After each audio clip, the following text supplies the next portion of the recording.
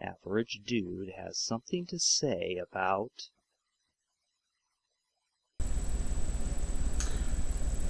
Welcome back, everybody. This is episode 4 of The Average Dude, and today we're going to talk about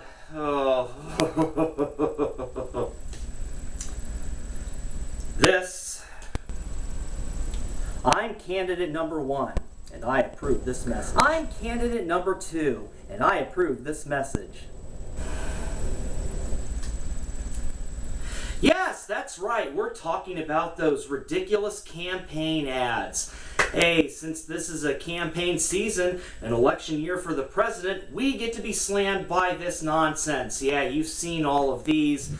I'm candidate so-and-so, and I approve this message. Of course you are who you say you are, and that you are approving this message, because it's a message that happens to make you look like you are the heroic angel in heaven above, while your opponent happens to be the most vile, evil, wicked, demon devil thing with horns and a pitchfork down in the flames below. I mean, you've got to be kidding me. Of course you're going to approve that message. You're certainly not going to approve a message that says otherwise, now are you, politicians? No.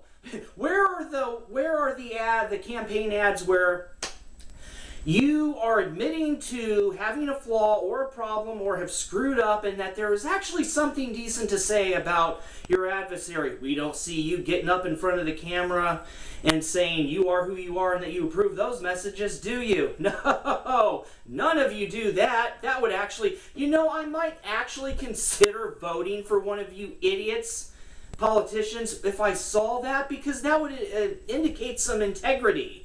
And there's no integrity with these politicians. Number 1 and number 2. I'm campaign candidate number 1, number 2. Boy, how appropriate when you think about it, right? Number 1 and number 2, because that's what they all boil down to. Pee and poop. They're waste.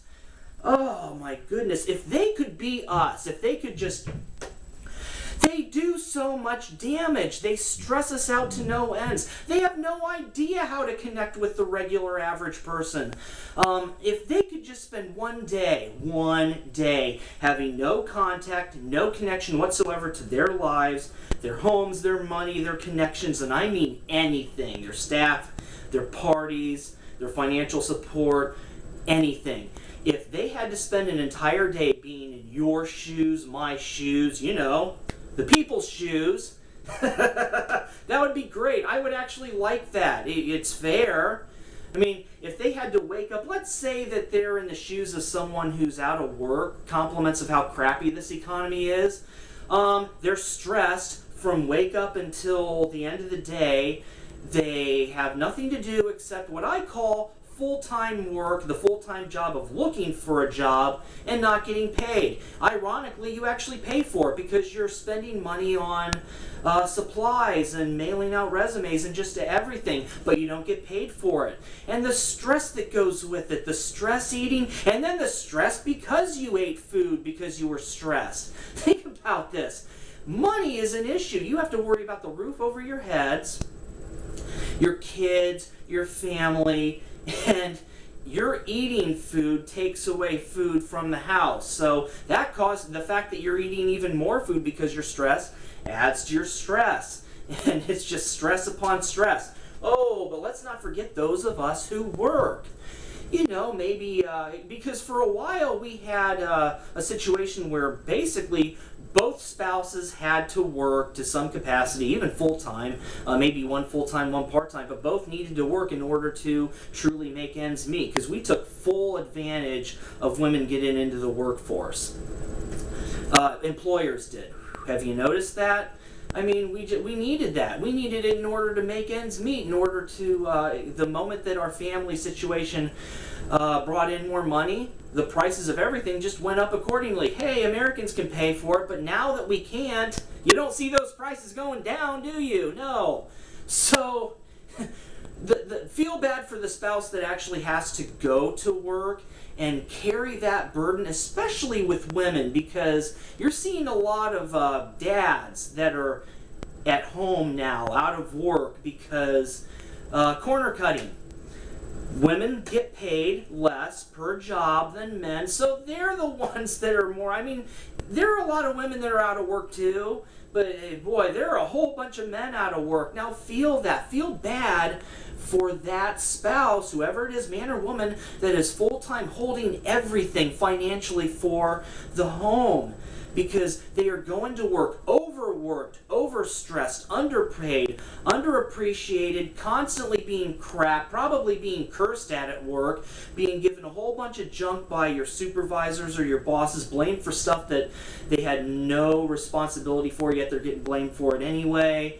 And of course, anything that they do that's good, someone else steals credit for it, you know, the whole 9 yards. And let's not forget the constant stress of these asshole employers telling you pretty much on a regular basis, you really want your job? I mean, the threat of your job. I imagine that stress. Now, come home after a really long day. Let's have those candidates do this. They live in your shoes and my shoes and go through everything in a day the way that we do. They come back home and they are just stressed to no end. And they just want to relax. Well, don't read the newspaper because you're going to be seeing political nonsense. Welcome to our world, politicians. Don't get on the internet and read those stories because the same thing. Don't turn on the TV because about half of the commercial time is your stupid campaign ads. I live in a swing state. Oh my goodness gracious, are we getting hammered? Swing states suck. If you happen to not live in a swing state and you don't get quite as hammered, then count your lucky stars. And by all means, it's jealousy on my part. I would love to have that problem. But you know what? Good for you. Because we could all use less stress. And believe me, these campaign ads and this whole political nonsense adds to our stress level even more. And if you think that it's bad on the TV, go into something online like Hulu, because they still have that stupid situation where the volume is ridiculously higher on all the commercials rather than the show. So you're sitting down, you got the volume up enough because you want to sit away from the computer. You don't want to have eye problems because you're so close to the monitor, so you want the volume up. By the time you sit down, not that much farther into the show, it goes to commercial, and then all of a sudden, I'm campaign one, and I'm... Whoa! Okay, and then you get to hear the nonsense, and you got to get up and turn the volume down. If you did not have a splitting, skull-crushing migraine headache by that time throughout everything that happened in the day, you do now. Politicians, welcome to our world. Yet I would love to know how many people have actually dropped dead of an aneurysm or anything because of all the stress that added up to their day in their lives, and that stupid political campaign happened to set them over the edge. What must it be like to be a politician? Remember, their lives are different than ours. Think about it. They have the financial backing of whatever party that they're in or whatever people or businesses or whatever. Can you imagine that? Having all these others paying your mortgage or your rent or every single thing imaginable, groceries, everything, including the fun stuff, going out to movies and what have you. Imagine that all being paid for, and imagine having a full-time staff. I mean, you wonder about the stupidity of these campaign ads, since they're lying most of the time and screwing up, how they manage it. When they have full-time staff, you'd think that they would have a better product. They can't even manage a halfway decent campaign ad. They're that incompetent, that lazy, that stupid, and they are living that well. They all are. They all do it. None of them are better than the others. They're all bad. But imagine, what would it be like if we were in their shoes? If we got to literally go through our day having a whole bunch of staff do everything. Prepare all the meals, prepare the kids, send them to school, let them deal with the principal if they call saying something wrong with your kid, not interrupting your day. Let them deal with everything. In fact, let them go to work and do the work for you. Do all the housework. Clean the house, do the dishes, trim the hedges, mow the lawn. I mean everything. What must that like? Because that basically leaves walking around in public, talking to people. We do that anyway. What must it like to be them? And you know what blows my mind? Like I said, they constantly lie. Or they misrepresent and they take something out of context. And they don't have to. That's the kicker. All these politicians have genuine bona fide dirt on them. And if their opponents were smart, they would focus on that. The real dirt, rather than crap that they fabricate.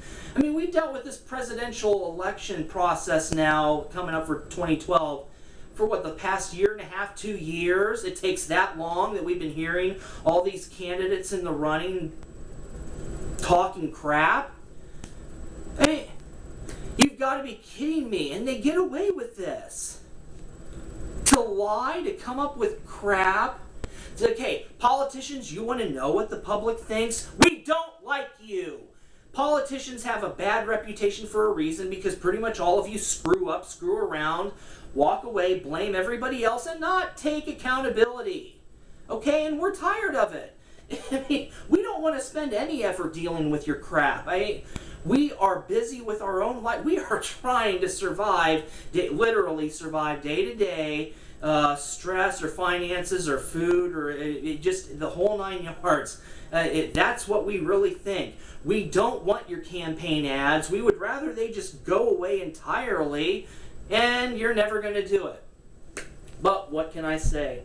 Regular person here, and as a U.S. citizen, let me say just how much I am not loving all of these political ad campaigns. Everybody have an excellent day. Hope the ad campaigns go away. They're not going to. But you know what? Have a good one. Take care.